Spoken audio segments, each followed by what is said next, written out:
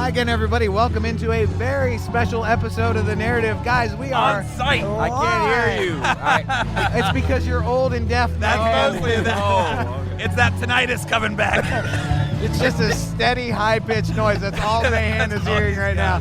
No, this is so exciting. We are literally set up at the Ohio March for Life. 2025 Ohio March for Life is about an hour away from the rally. Yeah. We're 2 hours away from the march, and we decided, why not come out and record a live podcast on the grounds of the Ohio Statehouse? This is so cool. It's taking all the self-restraint I have not to just go run and do worship right now, because this is one of my favorite songs, and you see the school buses pulling up with the kids coming out, and it's just the best.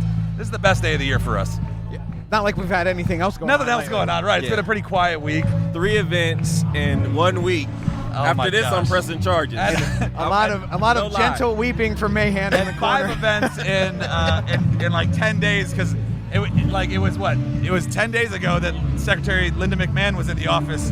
And I forgot about that. And 3 days before that we didn't have carpet in the office. The governor, Secretary McMahon, and Senator Moreno, and I forgot about that. Show up in the office, and then I don't know what's happening. Imagine that. The best part of all of it, just a quick CCV story, was 2 days ago when I walked into our morning prayer meeting, and I brought a whiteboard out, and I said, all right, so we got an event Saturday.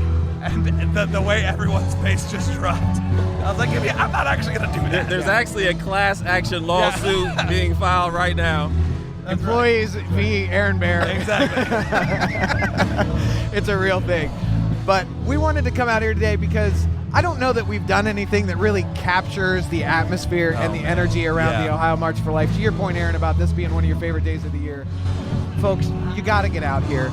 And I know if you're not going to be here today, we want you to hear this and plan to be here the first Friday of October next year. It is awesome. There's a couple of things that I would say are the soul of what CCV does, and that's prayer at the State House and the March for Life. Yeah, and just everybody comes so excited and encouraged, and they wait the whole year to get here because you can talk about the march on TV, but unless you feel this energy, unless you feel this worship and camaraderie and the unity that this place kind of engenders, you just don't know what it's like. And I will say, last year's march was the first march after the abortion amendment passed, and we were a little bit nervous about what were people going to come, what was the energy going to be like, and people were so determined, so driven, and quite frankly, we've seen that same response building up to this after Charlie's assassination, right? We were like, okay, are people still going to want to come out and do these things? And I'm seeing even a guy right here walking up with the Freedom shirt. Love your shirt, man. That's awesome. Like coming in and they're like, no, we're going forward. We're not stopping with this stuff. This is exactly what we're supposed to be doing, what Charlie would want, and what's needed, because as the Ohio Abortion Report just came out a couple days ago, more than 20,000 kids once again lost their lives to the abortion industry. So we keep fighting, we keep marching. Yeah, it's going to be an exciting day, and for this time, we're just going to try and bring up some of the key speakers that'll be on stage later and talk with legislators about where life stands, the fight for life stands in Ohio. And we're so honored right now to have our keynote speaker today. Melissa Oden is joining the podcast. Good morning. Yeah, exactly. Yeah, right. Melissa. You guys are like Odin as in O-D-I-N? Like, are we talking well, like I mean, Marvel? I'm a big Marvel guy. Yeah. But it's so great to have you here today. Your story is awesome. Can you share a little bit for our listeners about just your background and what brings you to Ohio today to share your story? Yeah, no, I mean, first of all, I'm grateful to be here. I love Ohio. I mean, we're not talking football. There are other things I love about Ohio besides football, but I love Ohio because of its stance on life and the people who are making a difference. And I'm alive today by the grace of God, and because ordinary people like us knew they were called by God to do what seemed like simple, but was ultimately extraordinary. I'm one of those babies who survived my own abortion. I'm old. We'll just get it out there. I'm like the old guard. It's cool. I can say this to you guys. I'm a mom. I'm sort of that old guard when it comes to abortion survivors. I survived back in 1977. I was poisoned and scalded over a 5-day period in a saline infusion abortion. And no matter what happens right now in our culture, the humanity of the preborn child has not changed. Yeah. And it doesn't matter if I'm sitting in a courtroom testifying against Planned Parenthood like I was in September, or I'm testifying before Congress. If some legislator's response to me is, hey, that type of procedure isn't performed routinely anymore, no, that tells us everything we need to know, right? They are feeling the pressure that they know that the humanity of the child does not change. What are you sensing as you go out and advocate for life on this side of Roe v. Wade being overturned? And you know, we're still seeing, as Aaron just mentioned, like in Ohio, we had this constitutional amendment that passed. We see some states that are defending life. So what's your sense as you're traveling throughout the country of where the fight for life is? Yeah, I mean, I think it's way harder than any of us expected it to be. Yeah. But I also think it's an incredible opportunity for us to double down and educate people on the humanity of every child, regardless of state lines, regardless of gestational age lines being drawn, right? This is an opportunity to say, hey, tell me why you believe what you do, why you think the way that you do, and we can have difficult conversations. We're not done, and that shouldn't be discouraging. You mentioned that you're the old guard, and then you mentioned a year, and I'm very the ancient guard. Yeah. Very Yeah. close in Yes. age here. But what would you say is happening with the emerging generation as it relates to life? Yeah, well, and first of all, babies have survived abortions since there was abortion, and it hasn't stopped. So we see babies surviving largely the abortion pill these days, and not just reversal, but straight up pill failure. And so, you know, that ethics and public policy, their research that came out in the spring, 1 in 19 women who took abortion pills underwent a repeat abortion within 45 days. That means the baby survived the first attempt to abort them and is aborted again.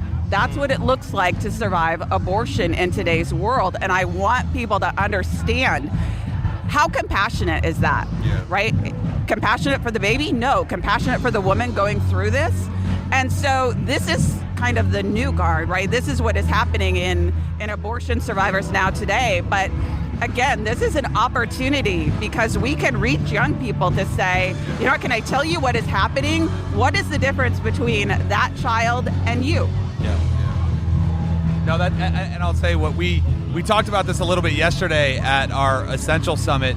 Is I know there's a lot of folks see some concerning stats about Gen Alpha or Gen Z, whatever it is, or whichever one it is, but of sort of rising rates of kids identifying as non-binary or trans or LGBTQ, whatever the term is.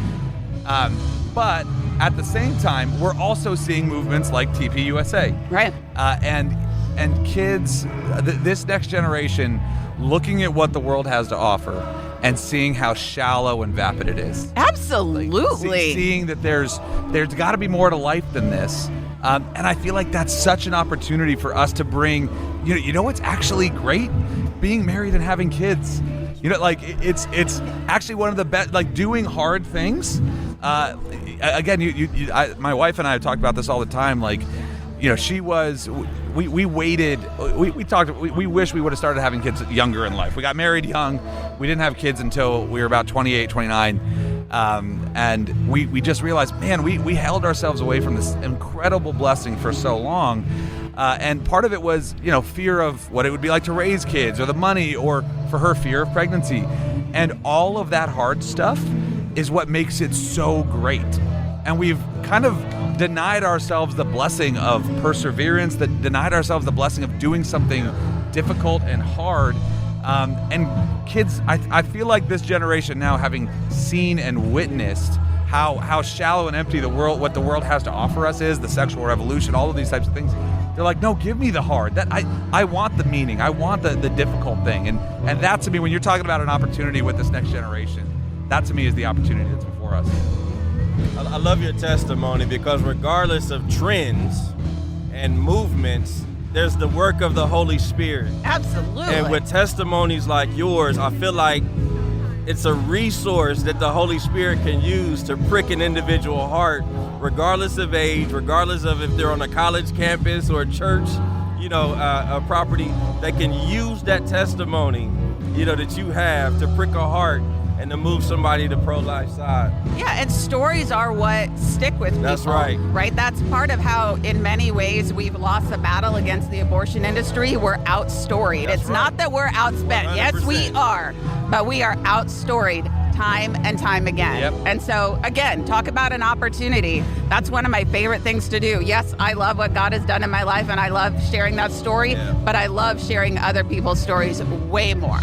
We need to get her to testify on the mifepristone That's stuff right, in, yeah. in the Senate. Hey, I don't even know what that bill is, but I would probably do it. Exactly. Oh, yeah. And we're going to have the sponsor here a little bit later, right? Yeah, Adam Matthews is going to pop by.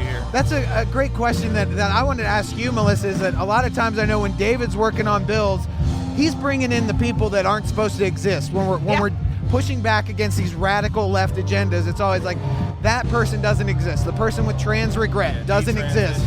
Yeah, the abortion survivor doesn't exist. Right. So as you're going around telling your stories and telling the stories of other abortion survivors, what's the response like? Yeah, I mean, listen, Ohio, there was a time, man, probably 15 years ago, I was testifying here, and there was a pro-abortion legislator who got up and left the room, but there was a pro-life legislator who slipped me a note with scripture on it, and I will never, ever forget that. And that, again, is sort of, there is typically a partisan response. And if the left has, and I say left as in pro-abortion, if they have any sort of comment to me, it is to like pat me on the head essentially and be like, there's only one of you, and we don't perform that procedure anymore. No, how about show some respect? And how about read through the research that identifies that it's still happening in the world today? And how about sit down and listen to those, even the young survivors who are your constituents? Our voices matter. Well, and the same medical experts, the same medical industry that approved of the procedure that was performed on you is the same industry that's saying, oh, mifepristone is safer than Tylenol. Right. And it's like popping an M&M. Like, it's got no consequences, and are refusing to acknowledge. I mean, you mentioned the Ethics and Public Policy Center study. We had Jamie Bryant Hall on right after that to talk about that. Like, what's incredible about that study is that it brought to light all of us who have been interacting with folks in pregnancy center world for so long. It's what they say. Hey, there's Senator Rogner. Good to see you. What they've all been seeing in the centers of this woman got an abortion pill and, pardon, I know we got kids listening sometimes, but goes home and delivers a child by herself into a toilet, right? And the terrible stories, we've heard about these things happening, and now the data reveals, hey, this pill is nothing like the FDA said it was. Right. And I beg the question, like, how many survivors would it take for them to acknowledge that this happens? How many women being hurt or killed by abortion pills is it going to take for the public to finally be told the truth? Therein lies the question. Do we know what the numbers are, or ballpark? Because I can sit here with some ignorance and say, like, I don't know how many babies survive abortion every year. So what do some of those stats look like? Most people don't know, so feel good about that. That's what I'm here for. Well, there's a lot that I don't know. 7% of all abortions or something like that are now, medical, right? Right. So we have. It's really hard to get to the numbers when we know that we don't even have adequate abortion stats to report it out. But I can tell you that when we look at other countries, Canada has the best reporting. And based on the failure rates of surgical abortions in Canada, their surgical abortion rate runs about 0.2% year after year. Now, when you correlate that to the United States, that looks like almost 1,800 abortion survivors in 1 year of surgical abortions alone. That doesn't include women who stop their abortions and the baby is born. It doesn't include chemical abortions that fail. And here's what I want you guys to think about, and this is for the audience. In today's world, when chemical abortions, the pill is the highest method of abortion, how many times is that pill failing and no one knows about it? And it could be 2 attempts, 3 attempts. We aren't tracking those numbers. We aren't serving those moms. So knowing how high the numbers are, the number is astronomical. I would say we have thousands, well over 2,000, pushing 3,000 survivors a year in the United States alone. That's crazy. Well, and there's other stats on that build on what you're telling there. When I was in the Arizona Attorney General's office, we before I went in, we worked to pass the first APR informed consent bill back in 2015.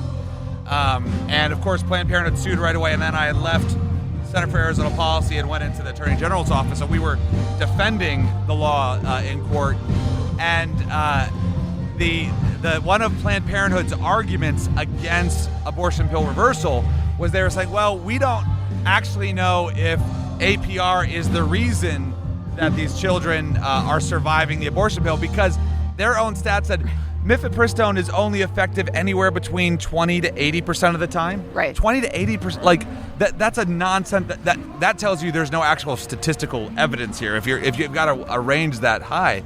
And so actually what we find is a lot of times, for those of you who know how the abortion pill works, it's actually two pills. It's mifepristone, which is supposed to starve and kill the baby, and then it's misoprostol, which induces labor. What's actually happening in most of those abortions is it's a failed abortion, and they're just delivering alive a baby, and the baby's dying on the table or in the toilet or whatever else. Like, I mean, it's far more common than folks want to acknowledge. Yeah, I mean, I was literally testifying in a court case in Missouri on the day that Charlie Kirk was assassinated, and the gravity of that will never ever be lost on me. But in that hearing, Planned Parenthood actually questioned me and said, well, that when a woman's abortion fails with the abortion pill, then she will have a vacuum aspiration. And you sort of have this surreal moment where you're like, is anybody else listening to this? Right? Like, they're admitting what they... Goodness me. Yeah, the truth is right in front of our faces. Right. Well, and that's, I think for us, as we've been looking at this issue more and more, we have to recognize, the reality of the humanity of the unborn child is undeniable today. I mean, even in our exit poll in Ohio, I talked about this last night at the summit, 78% of Ohioans believe life begins at some point in the womb, right? 48% believe life begins at conception, right? But 56% voted for this abortion up till birth amendment. And so there's this whole other piece we have to deal with, which is what is the meaning and purpose of life? And if life is just about maximizing comfort or maximizing your sexual freedom, then folks are going to say we need to.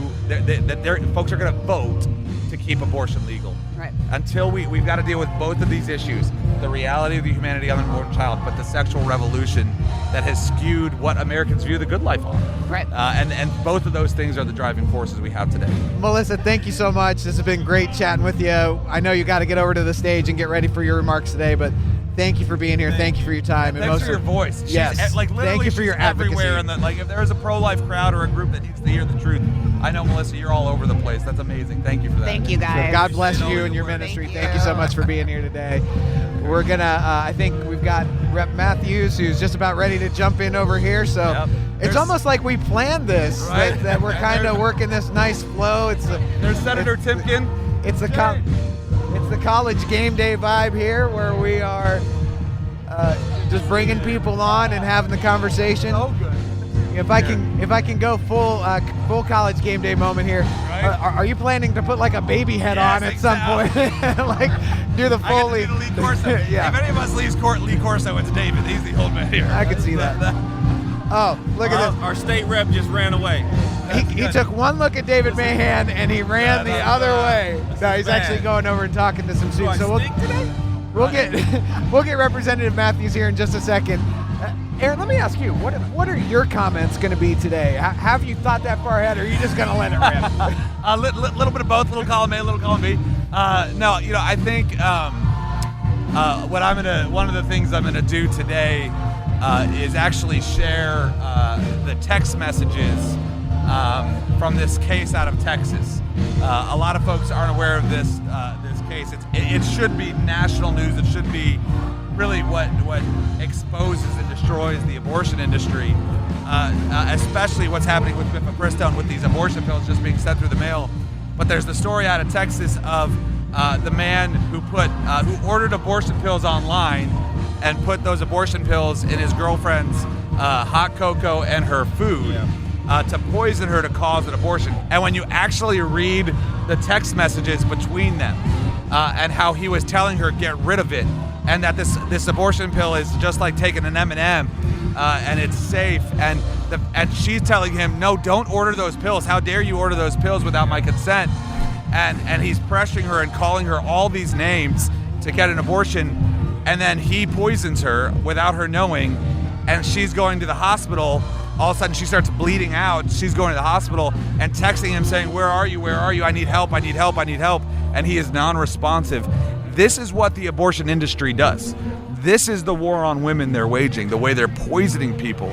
And so, like, exposing that, this is one of those events where we get a lot of media too, and helping people understand this is the nature of the evil we are fighting today.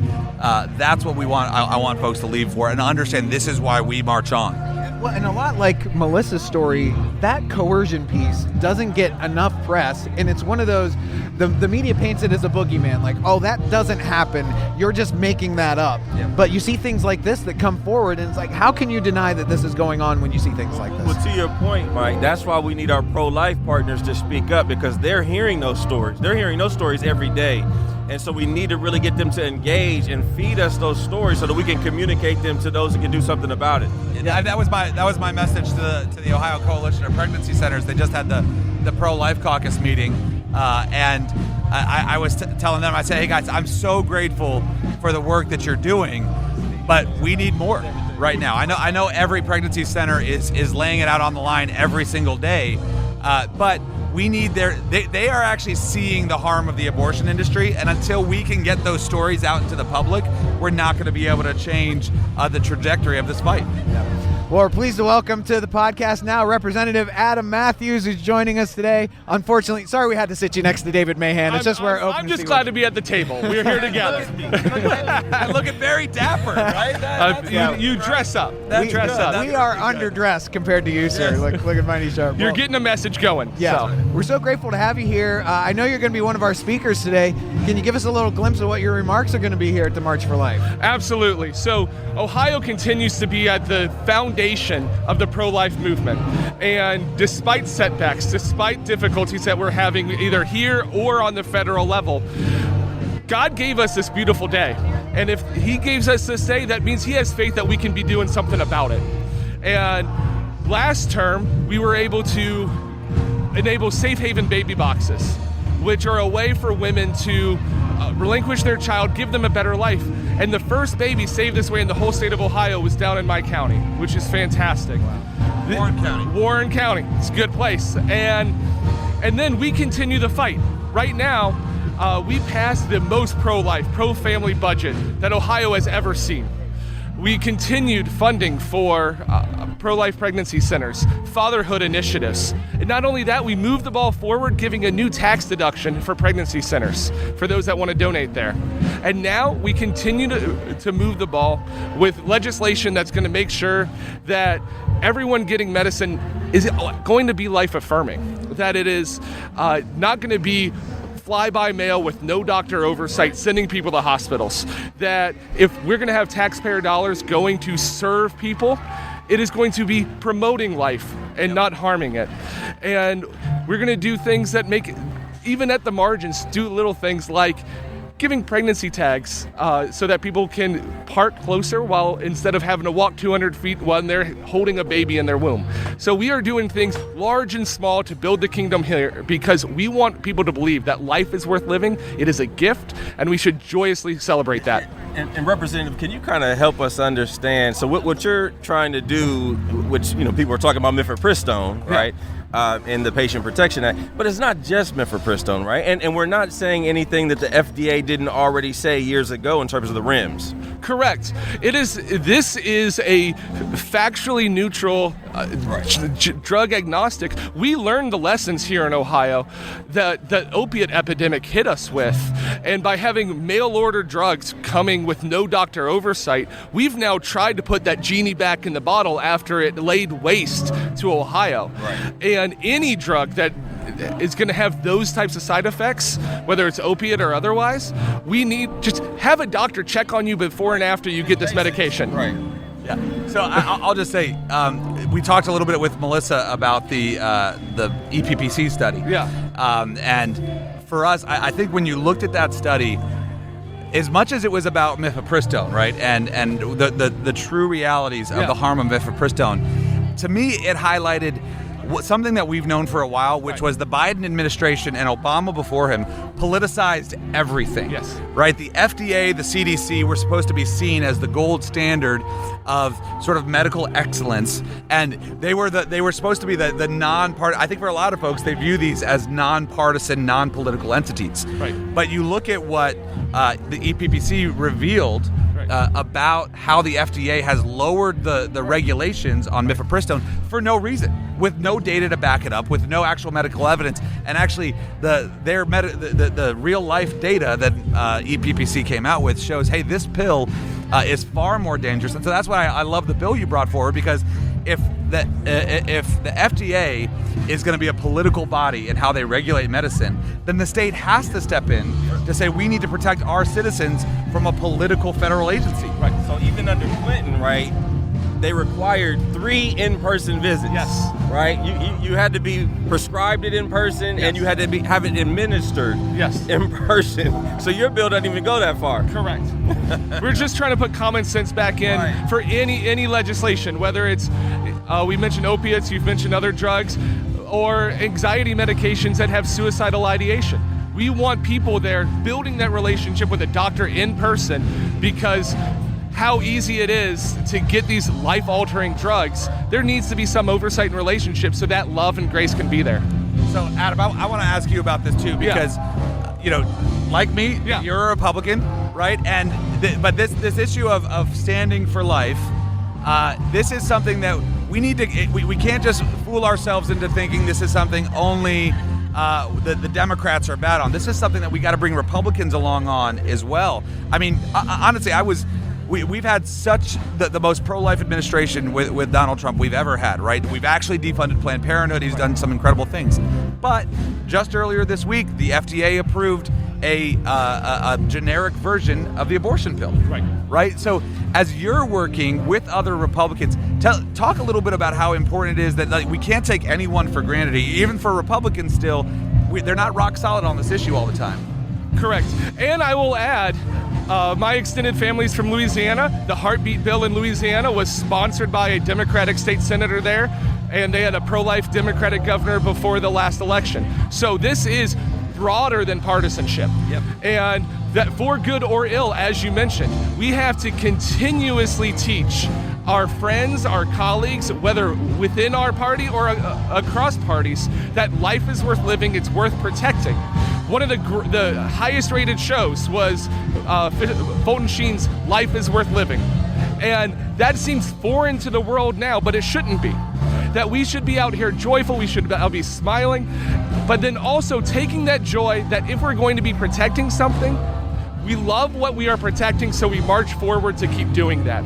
And I have hope. I actually submitted multiple testimonies before the FDA talking about the dangers here of mifepristone and the generic versions of that.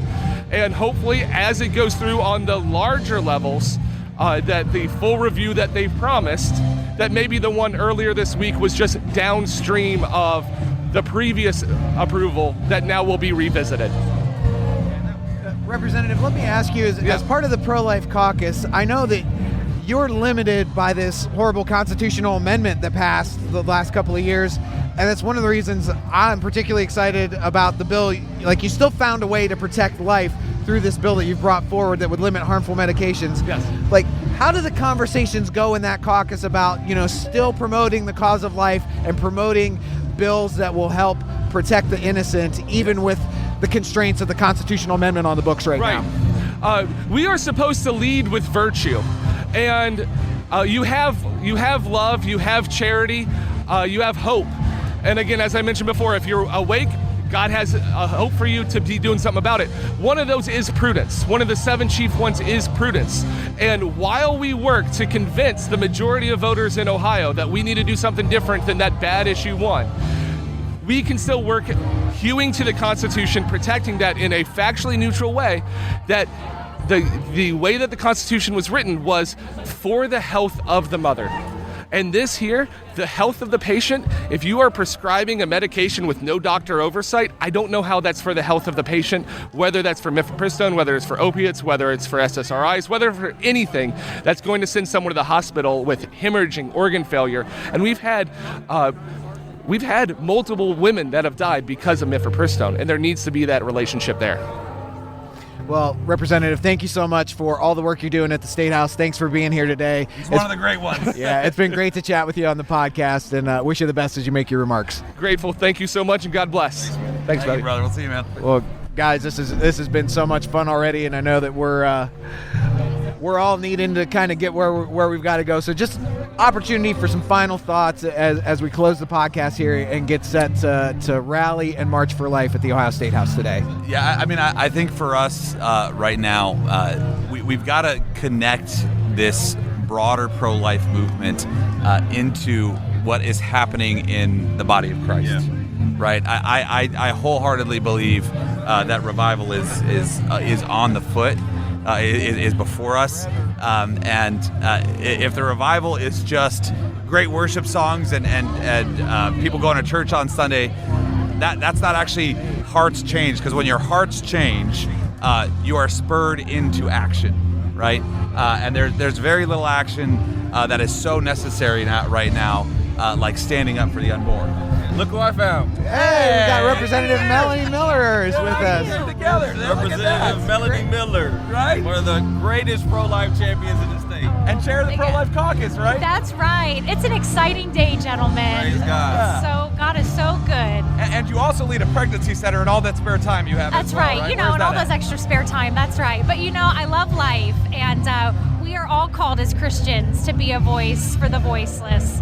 And you know what? Life is worth celebrating. That's right. It really is. And God is the creator and author of life. And so today is a beautiful day to have champions all across our state join together and really in fellowship and uniting together of what our shared beliefs are. So what I love about what you just said, Melanie, is, you know, our office is right across the street here, and we see all of the protests that come down here, right?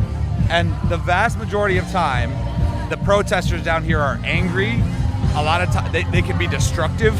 There is such a spirit of, honestly, sometimes hatred that you can feel in the area. You know, you consider the reality that our hearts are broken in the pro-life movement over this abortion amendment and over the more than 20,000 lives that have been lost. But this is one of the most joyous days at the State House because we know our hope doesn't rest in our political victories or in this life even. We know just like Charlie Kirk, we have an eternal hope that we can rest in, and allows us to fight for the unborn with freedom and joy.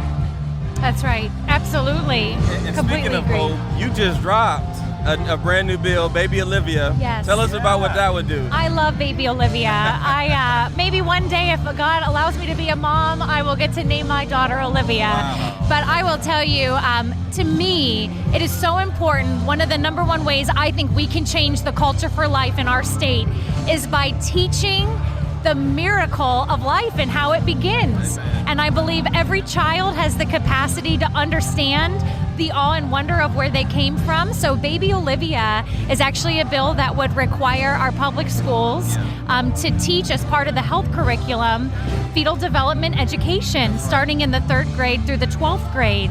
And, you know, I see it firsthand, but even within the pregnancy center, when we do our county fairs and we bring those fetal models, children are drawn to those precious babies and they want to know more. And, you know, many of them, they might have brothers and sisters in the womb, and they think it's so neat to learn about. Little girls carry them around like this. They right? sure do. And when the boys act silly, the girls will actually tell them, stop doing that to them. That's exactly right. But I believe one of the ways that we're going to change the culture is by teaching the truth and letting those babies, letting the science tell the story and to teach the truth about life. We should have already been doing this. If we're teaching right. human development, if we're teaching health and biology, why would you skip one of the most amazing parts of that curriculum and showing kids how you came into this world? It can be one of the most unifying experiences that a kid can get in school, and this bill would make sure that every young person gets that experience. That's right. Amen. Well, and it's what I love about the Baby Olivia bill is it's literally what Planned Parenthood has been doing for decades. Right? I mean, this is one of the ways we've gotten into this mess. Is Planned Parenthood has been in our public schools lying to our kids, lying to their kids about the reality of unborn life, lying to our kids about a sexual ethic that they think is life-giving, and it's actually life-destroying, not just in terms of the child's life, but actually tearing down the kids, the woman's life, the young man's life, selling them lies about what the purpose of life is and what the good life looks like.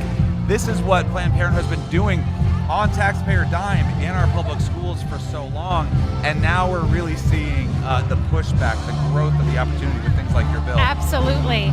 I am so excited for this legislation. I'll tell you, I got an email the day that we introduced it, and a public school teacher who teaches human development in her classroom shared with me the impact it has had on her students, and she is so excited for the possibility for more students in our public schools to be able to learn about human development. But I want to share a really quick God story, if I can. It won't take long. But on my way back to my office after we did our press conference and dropped the bill, did the introduction, I went to the elevator, pressed my floor button, and all of a sudden, a little stroller rolled up next to me with 8 seats, ages 6 months to 12 months of age. And I turned, and there were those precious little ones smiling. And I talked with them, and, they were kicking their feet and giggling. And I just thought, what a wonderful nod from the Lord of how important it is. Let those babies speak for themselves. I just love that. That's right. I think what they try to do in the media is say we're going in there and debating like adults do, pro-life versus pro-choice. These babies are just preaching. That's right. Right? That's right. Yeah. That's so exciting. Well, thank you. You're welcome. Thank you for supporting the bill, and we look forward to keeping it moving through the committee process. We're gonna get this one done. Representative Miller, before we let you go, I know you've talked about this on the podcast before, but we've got a lot of pregnancy resource centers that came out here today to celebrate life. And because you lead one up in Ashland County, can you just once again give us the pitch for why these pregnancy resource centers are so vital to the pro-life cause? Right. The pregnancy resource centers, I believe with all my heart, they are God's heart. We are the hands and feet of Jesus, intervening literally in moments that a woman is making the decision between life and death. We are providing that hope without judgment in a safe environment where she's getting the truth and the facts about all of her pregnancy options. And more importantly, we are providing that support that she needs to know she's not alone and that there is help for her in her difficult situation, as well as not just mom, but dad as well. There's hope for the entire family. Yeah.